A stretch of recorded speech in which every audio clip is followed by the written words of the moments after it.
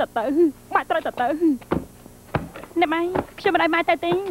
ខ្ញុំមិនឲ្យទៅទេថយចេញខ្ញុំមិនឲ្យទៅទេថាថយចេញថយចេញ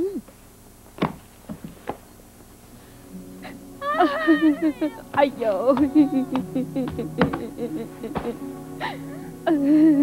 យើងនៅក្នុងគ្រួសារទូនេះជាង20ឆ្នាំទៅហើយយើងមិនដែលពិបាកចិត្តចឹងទេស្មានមកដល់ថាប្តីរបស់យើងគឺចិត្តរបស់គាត់ស្ថិតនៅលើស្រីផ្សេងទៅវិញ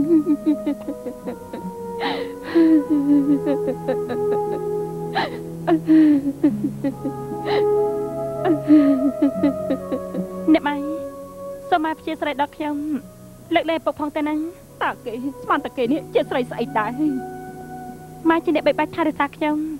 ស្រឡាញ់តែម៉ែម្នាក់កូនកូននិយាយទៅបើម៉ែមិនមានចរិតខ្លាំងចឹងនោះគ្រួសារទូនេះប្រកាសជាមានប្រពន្ធចង់ពេញផ្ទះហើយបានចឹងម៉ែអព្យាស្រ័យពុកហើយមិនមែនទេគឺម៉ែយល់ដល់កូនចាំមែន